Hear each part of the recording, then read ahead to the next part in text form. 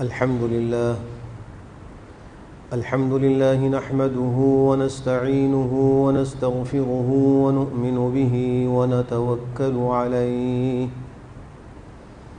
ونعوذ بالله من شرور أنفسنا ومن سيئات أعمالنا من يهده الله فلا مضل له ومن يضلله فلا هادي له ونشهد أن لا إله إلا الله وحده لا شريك له ونشهد أن سيدنا وحبيبنا ومولانا محمدا عبده ورسوله صلى الله تعالى عليه وعلى آله وصحبه وأزواجه وذريته وبارك وسلم تسليما كثيرا كثيرا أما بعد فأعوذ بالله من الشيطان الرجيم بسم الله الرحمن الرحيم إنا أعطيناك الكوثر فصل لربك وانحر إن شانئك هو الأبتر وقال تعالى لن ينال الله لحومها ولا دماؤها ولكن يناله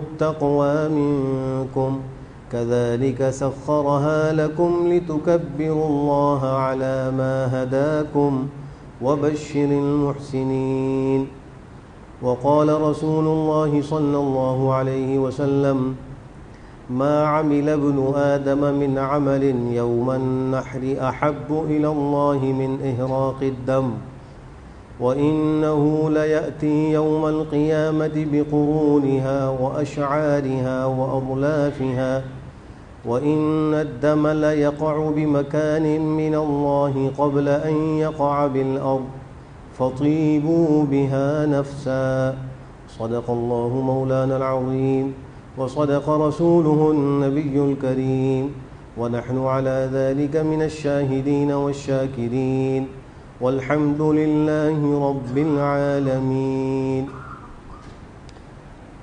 حضرات سامعین محترم اور برادران عزیز، یہ مہینہ قربانی کا مہینہ بھی ہے، حج کا مہینہ بھی ہے، اللہ کی بڑائی بیان کرنے کا مہینہ بھی ہے۔ اس مہینے کی پہلے عشرے کی راتوں کی اللہ نے قسم کھائی ہے، والفجر ولیال عشر والشفع والوتر۔ اس میں ذو الحجہ کے پہلے عشرے کی راتوں کی عظمت کو بیان کیا گیا ہے۔ اس مہینے کی اہم عبادات میں ایک عبادت قربانی ہے۔ قربانی کی تاریخ کا آغاز انسانیت کے آغاز ہی کے ساتھ ہو چکا ہے۔ حضرت آدم علی نبینا وعلیہ الصلوات والتسلیمات کو جب اللہ نے اس زمین پر اتارا اور ان کی نسل کے پھیلنے کا سلسلہ شروع ہوا، تو اس موقع پر ترتیب اس طرح تھی کہ ایک دفعہ میں 2 بچے پیدا ہوتے تھے، ایک لڑکا اور ایک لڑکی، اور وہ دونوں آپس میں سگے بہن بھائی شمار ہوتے تھے۔ اور دوسری دفعہ میں بھی ایک لڑکا اور ایک لڑکی پیدا ہوتے تھے، تو پہلی بار کے لڑکے کی شادی دوسری بار کی لڑکی کے ساتھ، اور دوسری بار کے لڑکے کی شادی پہلی بار کی لڑکی کے ساتھ اس زمانے میں جائز تھی، اور ان کو الگ الگ ہی شمار کیا جاتا تھا، ایک الگ خاندان وہ شمار ہوتے تھے۔ چنانچہ اسی ترتیب میں قابیل جو حضرت آدم علیہ السلام کا بڑا بیٹا تھا وہ پیدا ہوا، اور اس کے ساتھ اس کی بہن اقلیمہ پیدا ہوئی، وہ انتہائی خوبصورت تھی۔ پھر دوسرا بیٹا پیدا ہوا، وہ چھوٹا تھا، اس کا نام حابیل ہے۔ اس کے ساتھ ایک لڑکی پیدا ہوئی جس کا نام لیوزا ہے، لیوزا پیدا ہوئی، وہ اقلیمہ کے مقابلے میں کم خوبصورت تھی۔ ضابطے کے مطابق حابیل کی شادی اقلیمہ کے ساتھ اور قابیل کی شادی لیوزا کے ساتھ ہونی تھی، لیکن قابیل نے اس ضابطے کو نہیں مانا، اور اس نے کہا کہ میں تو اپنی سگی بہن اقلیمہ سے شادی کروں گا۔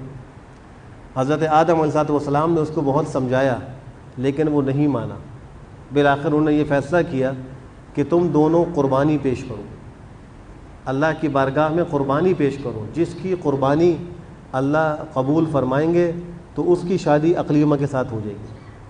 قرآن کریم میں اللہ نے اس واقعے کو یوں ذکر فرمایا کہ وَاتْلُ عَلَيْهِمْ نَبَأَ ابْنَيْ آدَمَ بِالْحَقِّ إِذْ قَرَّبَا قُرْبَانًا فَتُقُبِّلَ مِنْ أَحَدِهِمَا وَلَمْ يُتَقَبَّلْ مِنَ الْآخَرِ قَالَ لَأَقْتُلَنَّكَ قَالَ إِنَّمَا يَتَقَبَّلُ اللَّهُ مِنَ الْمُتَّقِينَ۔ اس آیت میں انہی دونوں بیٹوں کی قربانی کا تذکرہ ہے۔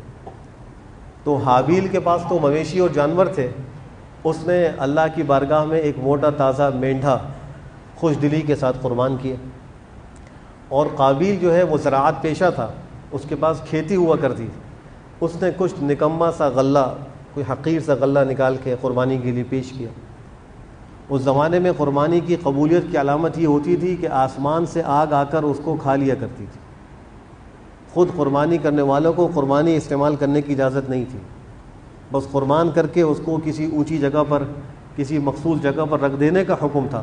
آسمان سے آگ آ کر کھا لے تو یہ قربانی کی قبولیت کی علامت ہے۔ چنانچہ دونوں نے اپنی اپنی قربانی پیش کی۔ آسمانی آگ نے آ کر حابیل کی قربانی اس مینڈھے کو قبول کر لیا، اس کو کھا لیا، اور قابیل کا جو غلہ ہے وہ رہ گیا۔ تو اس پر قابیل کو غصہ آیا۔ اللہ نے قرآن کریم میں یوں فرمایا فَتُقُبِّلَ مِنْ أَحَدِهِمَا، ان دونوں میں سے ایک کی طرف سے قربانی قبول کر لی گئی، وَلَمْ يُتَقَبَّلْ مِنَ الْآخَرِ، دوسرے کی طرف سے قربانی قبول نہیں کی گئی، وہ دوسرا قابیل تھا۔ تو غصے میں آ کر وہ کہنے لگا لَأَقْتُلَنَّكَ، کہ حابیل کو کہتا ہے میں تجھے ضرور قتل کر دوں گا۔ حابیل نے اس کے جواب میں کہا کہ إِنَّمَا يَتَقَبَّلُ اللَّهُ مِنَ الْمُتَّقِينَ، اللہ تو متقین کی طرف سے قبول کرتے ہیں، تم مجھے کیوں مار رہے ہو؟ تم اس کی فکر پیدا کرو کہ تمہارے اندر تقوی آ جائے، خوف خدا آ جائے، جس کے نتیجے میں تمہاری قربانی بھی قبول ہو جائے۔ ہر عمل کا ضابطہ اس سے معلوم ہوا۔ جو شخص بھی اس دنیا میں عمل کر رہا ہے، اگر وہ چاہتا ہے کہ میں جان لوں میرا عمل مقبول ہے یا نہیں، تو اس کو اپنی زندگی پر نظر ڈالنی ہوگی۔ اگر اس کی زندگی تقوی کے اصول اور معیار پر گزر رہی ہے تو اس آیت کی روح سے وہ شخص اللہ کی بارگاہ میں مقبول ہے۔ انما یتقبل اللہ من المتقین۔ قربانی کرنے والے بھی اپنے آپ کو اسی اصول پر پرکھیں کہ ہماری زندگیوں میں تقوی ہے یا نہیں، اللہ کا ڈر اور خوف ہے یا نہیں۔ اگر ڈر اور خوف اور تقوی موجود ہے تو اللہ کا شکر ادا کریں کہ وہ اللہ کے مقبول بندوں کی صف میں شامل ہیں، اور اللہ ان کی قربانی کو ضرور قبول کرے گا۔ بہرحال اس قابیل نے حابیل کو حسد کی بنیاد پر قتل کر دیا۔ تو دیکھیے انسان کا آغاز ہو رہا ہے اس زمین پر، اس کی پیدائش ہو رہی ہے، اس کی نسل بڑھ رہی ہے، لیکن قربانی اسی وقت سے ہے۔ یہ سلسلہ چلتا رہا یہاں تک کہ حضرت ابراہیم علیہ السلام کا زمانہ آیا۔ ان کے زمانے میں ان کی یادگار سے اللہ سبحانہ وتعالیٰ نے اس قربانی کو ایک خاص شان بخشی، اور قرآن کریم میں اس کا بھی ذکر کیا۔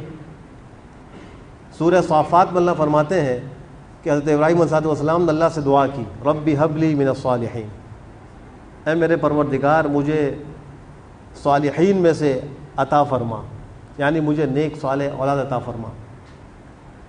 اللہ فرماتے فبشرناہ بغلام حلیم، ہم نے ان کو ایک بردبار حلم والا لڑکا، اس کی ہم نے خوشخبری دے دی۔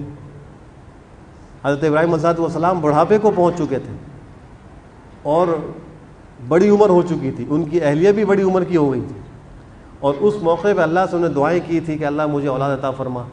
ان کو اولاد کی خوشخبری جب ملی تو اسباب کے تحت اولاد کا ہونا بظاہر ممکن نظر نہیں آ رہا تھا، اور سورہ ہود میں جو فرشتے حضرت اسماعیل علیہ السلام کی خوشخبری لے کر آئے تھے، ان کی خوشخبری پر حضرت سارہ ہنسی تھی، فضحکت، ان کو ہنسی آ گئی تھی، تعجب ہوا تھا۔ تو فرشتوں نے کہا اتعجبین من امر اللہ ورحمۃ اللہ وبرکاتہ علیکم اہل البیت، تم پورے خاندان پر تو اللہ کی رحمت و برکتیں ہیں، تم اللہ کے حکم پر تعجب کرتی ہو۔ ان کا تعجب یہ انکار اور استبعاد کے لیے نہیں تھا، بلکہ اس بات پر تھا کہ میں اتنی عمر کو پہنچ چکی ہوں اور یہ بھی اتنے بوڑھے ہو چکے ہیں، اسباب کے تحت اولاد کا ہونا ممکن نظر نہیں آ رہا، اس موقع پہ ہمیں خوشخبری دی جا رہی ہے، تو یہ کیسے ہوگا؟ بہرحال اللہ نے اس موقع پر ان کو اولاد عطا فرمائی۔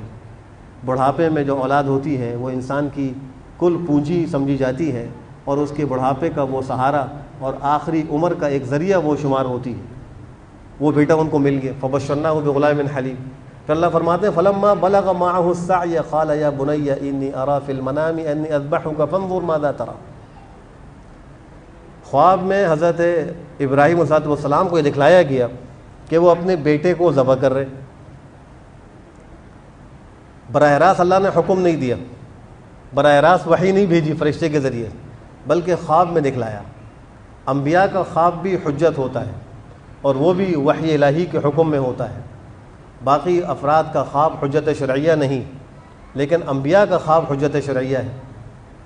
تو اللہ فرماتے ہیں کہ جب ان کا بیٹا ان کے ساتھ دوڑنے کی عمر کو پہنچا، بچپن میں تھا اور چلنا پھرنا شروع ہوا، دوڑنے لگا، فلما بلغ معه السعي، اس موقع میں وہ خواب دکھلایا گیا۔ حضرت ابراہیم علیہ السلام کی یہ بڑی آزمائش تھی۔ وہ اس موقع پر یہ کہہ سکتے تھے کہ اب سے پہلے کبھی بھی کسی کے بیٹے کو قربان کرنے کا حکم نہیں دیا گیا تھا۔ جانوروں کی قربانی ہوتی تھی، لیکن بیٹا قربان کرنے کا حکم کسی کو نہیں دیا گیا تھا، تو مجھے خاص طور پہ کیوں دیا گیا؟ لہٰذا وہ اس پر ایک جو ہے وہ سوال کر سکتے تھے، لیکن وہ ابراہیم خلیل اللہ تھے، اللہ کے برگزیدہ پیغمبر تھے، کوئی سوال نہیں کیا۔ وہ یہ کہہ سکتے تھے کہ میری بڑھاپے کی کمائی ہے، بوڑھا ہوں، مجھے اس کی حاجت ہے، اس موقع پہ اس کی ذبح کرنے کا حکم کیوں دیا جا رہا ہے؟ لیکن ان کے دل میں اس کا خیال بھی نہیں آیا۔ وہ یہ سوچ سکتے تھے کہ مجھے براہ راست تو حکم نہیں ہوا، مجھے تو خواب میں دکھلایا گیا ہے، اور خواب تو آتے رہتے، یہ بھی خواب ہوگا۔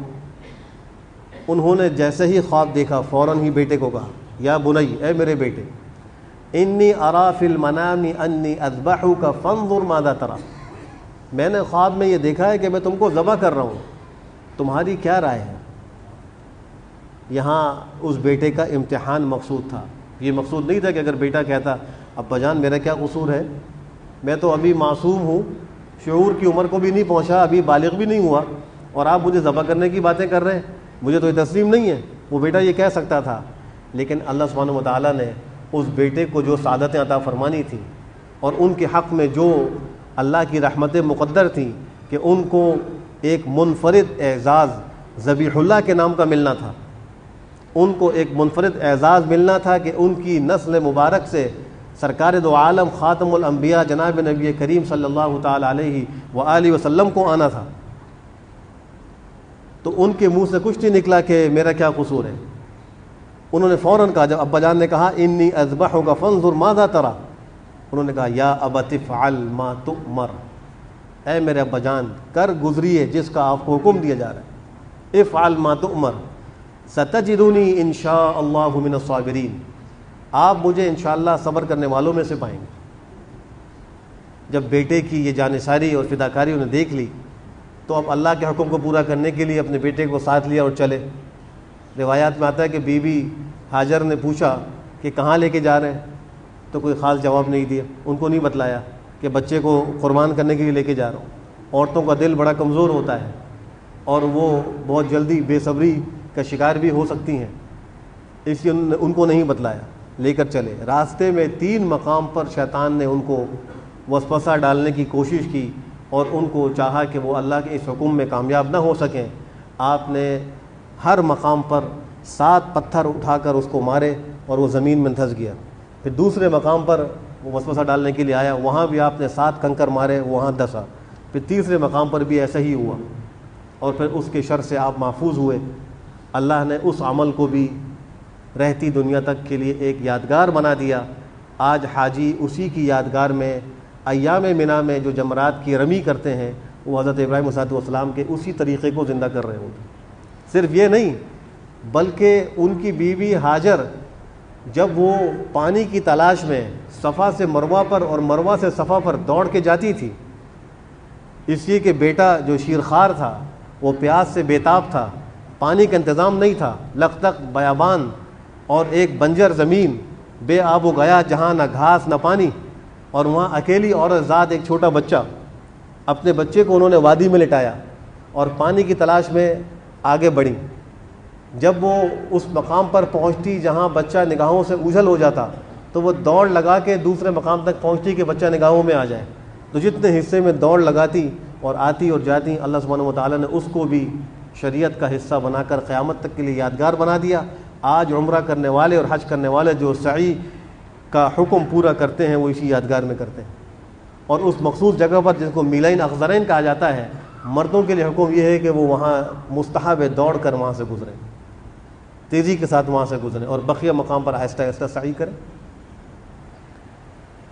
اب جب بیٹے کو لے کر چلے اور جا کر اس کو لٹایا تو بیٹے نے کہا کہ ابا جان میرے ہاتھ پیر باندھ دیں، ایسا نہ ہو کہ آپ چھری پھیریں اور میں تڑپوں، اس سے آپ کا ہاتھ بہک جائے اور اللہ کا حکم پورا کرنے میں کوئی کمی رہ جائے۔ اس قربانی کا اندازہ لگائیے کس طرح وہ بیٹا اپنے آپ کو قربانی کے لیے پیش کر رہا ہے، اور اس باپ کی کیفیت کو ذرا محسوس کیجیے جو اپنے بڑھاپے کی کمائی ایک بچے کو اللہ کے حکم پر قربان کرنے کے لیے لے کے جا رہا ہے۔ پھر بیٹے نے کہا کہ میری قمیض بھی اتار دیں، ایسا نہ ہو کہ اس قمیض پر میرا خون لگے تو میری ماں اس قمیض کو دیکھ کر غمزدہ رہا کرے گی، یہ قمیض اس کو پہنچا دینا تاکہ وہ اس کو دیکھ کر اپنا دل بہلا لیا کرے۔ اور پھر بیٹا کہنے لگا کہ ابا جان آپ مجھے سیدھا مت لٹائیں، اوندھا لٹائیں، میرا منہ زمین کی طرف کر دیں، تاکہ ایسا نہ ہو کہ جب آپ چھری پھیر رہے ہوں تو آپ کی آنکھیں میری آنکھوں سے چار ہوں اور آپ کے دل میں بیٹے کی محبت آ جائے اور آپ اللہ کے حکم کو پورا نہ کر پائیں۔ آپ مجھے اوندھا لٹائیں تاکہ اللہ کا حکم اچھی طریقے سے پورا ہو۔ اللہ نے ان کی اس ادا کو بھی اتنا پسند کیا اور فرمایا کہ فلما اسلما، جب دونوں باپ بیٹے اللہ کے حکم کے آگے جھک گئے، سر تسلیم خم کر دیا، وَتَلَّهُ لِلْجَبِينِ، اور ان کو پیشانی کے بل لٹایا۔ قرآن کریم اس کو ذکر کر رہا ہے، فلما اسلما وَتَلَّهُ لِلْجَبِينِ، جب دونوں اللہ کے حکم کے آگے جھک گئے اور ان کو اوندھے منہ پیشانی کے بل لٹایا۔ جہاں تک ان کا کام تو انہوں نے کر دیا، اور لٹانے کے بعد چھری پھیر دی۔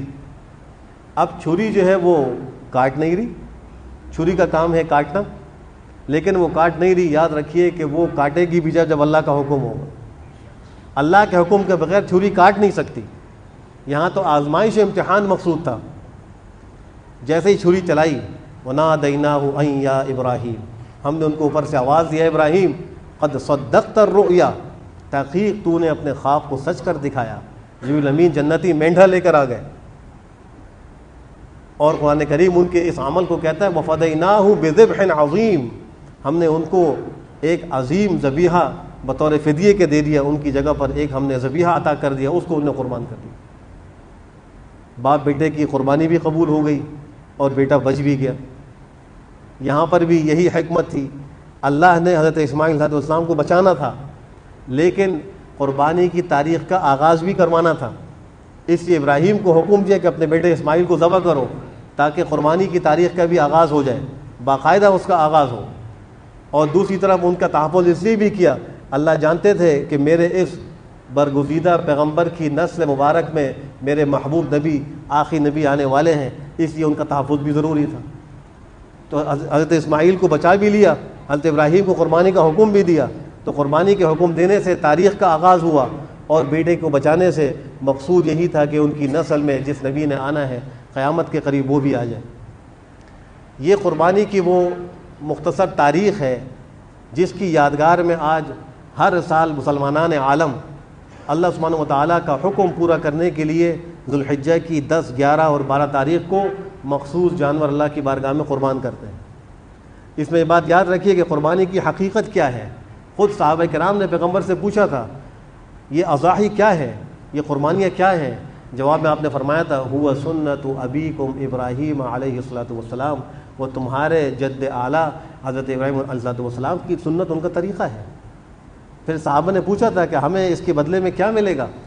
فرمایا کہ ہر اون کے بال کے بدلے میں تمہیں ایک نیکی ملے گی۔ جانور کی پشت پر اس کے جسم میں جتنے بال ہوتے ہیں، ہر بال کے بدلے میں قربانی کرنے والوں کو ایک نیکی ملتی ہے۔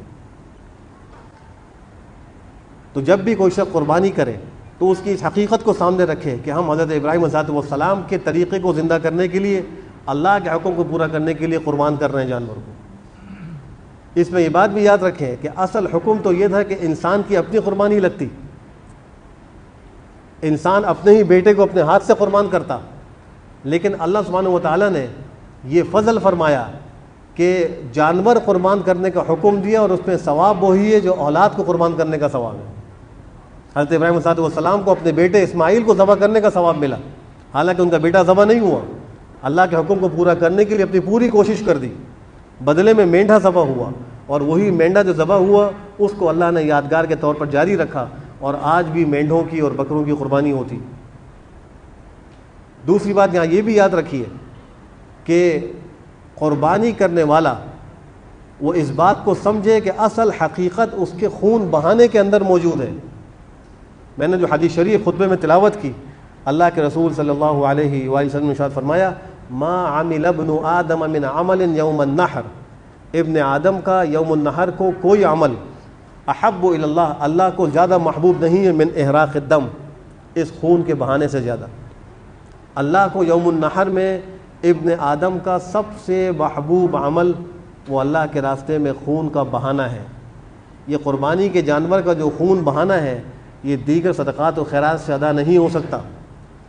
آج بہت سے ملحد اور لبرل وہ پروپیگنڈا یہ پھیلاتے ہیں مسلمانوں کے درمیان میں، کیا ضرورت ہے اتنے جانوروں کو 3 دن میں قربان کرنے کی، آلائش ہوتی ہے، گندگی ہوتی ہے، خون بہتا ہے، جراثیم پیدا ہوتے ہیں اور جانوروں کی نسل کا خاتمہ ہو رہا ہوتا ہے۔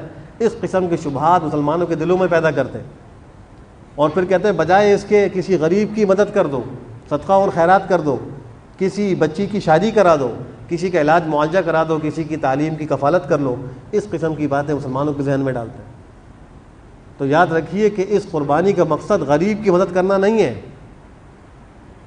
صدقہ اور خیرات میں مقصود غریب کی مدد کرنا ہے، زکوٰۃ دینے میں غریب کی مدد کرنا ہے، لیکن قربانی کرنے میں مقصود غریب کی مدد نہیں ہے، بلکہ اس میں مقصود اللہ کے حکم احراق دم کو پورا کرنا ہے، تاکہ انسان کے اندر اس قربانی کی روح آئے۔ اور روح کیا ہے کہ اس کے اندر جان نثاری اور اللہ کے لیے قربانی دینے کا جذبہ پیدا ہو۔ اگر قربانی کی اور اللہ کی بارگاہ میں نافرمانیوں کو چھوڑنے کا جذبہ پیدا نہ ہو، انسان سود نہ چھوڑ سکے، عورتیں بے پردگی کو نہ چھوڑ سکیں، نافرمانیاں نہ چھوڑ سکیں، تو انسان کو قربانی کی روح حاصل نہیں ہوگی۔ یہاں اللہ سبحانہ و تعالیٰ انسانیت کو جو حکم دینے قربانی کا، اس کی روح یہی ہے کہ اپنے اندر جذبہ پیدا کرو قربانی دینے۔ جب اللہ فرمائے تو اللہ کے حکم کے آگے پھر انسان اپنا کوئی مفاد سامنے نہ رکھے، اپنی کوئی خواہش سامنے نہ رکھے۔ اللہ کا حکم آ گیا، چاہے خوشی ہو یا غمی ہو، میں نے اسی حکم کو پورا کرنا ہے۔ قربانی ہمیں سبق دیتی اور یہی اس کی روح ہے، اور یہ روح احراق دم کے علاوہ حاصل نہیں ہو سکتی، اس لیے اس کے بدلے میں صدقہ اور خیرات کرنے سے قربانی کا وجوب ادا نہیں ہوگا۔ جو شخص لاکھوں روپے صدقہ کر دے لیکن وہ بکرا ذبح نہ کرے، گائے ذبح نہ کرے، جانور قربان نہ کرے ان 3 دنوں میں، اس کی قربانی اللہ کے ہاں قبول نہیں، اس کے ذمے میں ایک واجب باقی رہے گا، وہ گنہگار ہوگا۔ اس لیے قربانی کو خود دلی سے کرنا چاہیے۔ پھر اسی حدیث میں فرمایا کہ یہ قربانی کیا ہوگا، اس قربانی کے کرنے سے تمہیں کیا ملے گا، اِنَّهُ لَيَأْتِي يَوْمَ الْقِيَامَةِ، یہ جانور قربانی کا جو ہے قیامت کے دن آئے گا، بِقُرُونِهَا، اپنے سینگوں کے ساتھ، وَأَشْعَارِهَا، اپنے بالوں کے ساتھ، وَأَظْلَافِهَا، اپنے کھروں کے ساتھ، یہ سب چیزیں اس کی آئیں گی، اور پھر وہ میزان حسنات میں اس کا وزن ہوگا، اس کے بدلے میں ثواب ملے گا۔ اور فرمایا کہ وَإِنَّ الدَّمَ لَيَقَعُ مِنَ اللَّهِ بِمَكَانٍ قَبْلَ أَن يَقَعَ بِالْأَرْضِ، خون کا قطرہ زمین پر گرنے سے پہلے اللہ کے ہاں ایک مقام و مرتبہ وہ خون پا لیتا ہے، اس قربانی کا ایک مرتبہ ہو جاتا ہے۔ فَطِيبُوا بِهَا نَفْسًا، بڑی خوش دلی کے ساتھ قربانی کیا کرو، دل کی تنگی کا قربانی مت کرو، خوش دلی کے ساتھ کرو۔ دوسری بات یہ کہ کس جانور کی قربانی جائز ہوگی، شریعت نے اس کی تفصیلی بیان کی ہے۔ اونٹ، اونٹنی، بھینس، بھینسا، گائے، بیل، بکرا، بکری، دمبا، مینڈھا، بھیڑ، یہ وہ جانور ہیں ان کو اللہ کی راہ میں قربان کرنے سے قربانی ادا ہوگی۔ ان میں جو بکرا، بکری، دمبا، مینڈھا، بھیڑ ہے، یہ ایک آدمی کی طرف سے قربان ہو سکتے ہیں، سب کی طرف سے نہیں ہو سکتے۔ اگر کوئی شخص نفل قربانی کرے تو اس کا ثواب تو سب کو پہنچا سکتا ہے، لیکن کوئی شخص یہ سوچے کہ اکیلے ایک بکرے کی قربانی میری طرف سے بھی ہو جائے اور میرے سارے گھر والوں کی طرف سے واجب قربانی بھی ہو جائے، تو ایک بکرے، مینڈھے اور دمبے کے اندر اور بھیڑ کے اندر یہ نہیں ہو سکے، اس میں ایک ہی قربانی ادا ہوگی۔ البتہ اگر گھر والوں میں کسی پہ قربانی واجب نہیں ہے اور یہ شخص اپنی قربانی کے علاوہ دوسری قربانی نفل کرتا ہے اور اس کے ثواب میں اپنے پورے خاندان کو شریک کرتا ہے، پوری امت مسلمہ کو شریک کرتا ہے، تو اس کی تو اجازت ہے، وہ کر سکتا ہے۔ مرحومین کے لیے قربانی کرے، ان کو ثواب پہنچائے، زندوں کے لیے قربانی کرے ثواب پہنچائے، یہ سب باتیں درست ہیں، لیکن واجب قربانی چھوٹے جانور میں ایک ہی کی طرف سے ادا ہو۔